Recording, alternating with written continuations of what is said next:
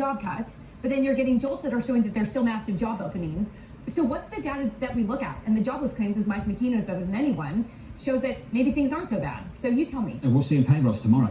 Taylor, thank you. 298 is the estimate tomorrow for payrolls. The previous number, as you know, just blew up every single narrative out there.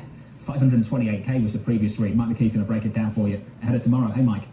John, let me expand on what Taylor was talking about here. You take a look at the unemployment rate, and it is still way below where it has been on average going into recessions. It should be about 4.7%. That's the average since the of the post-war years in terms of where unemployment is when recessions start. We are a long way below that.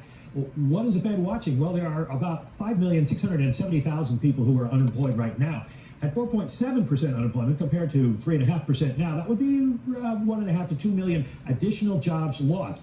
But if there are 11.2 million job openings, as Taylor was pointing out, in theory, the Fed believes they could easily find new jobs, the people who are laid off. And so we look at what is going to happen tomorrow, and we want to see, and this is a little bit of a complicated chart, but let me explain it here.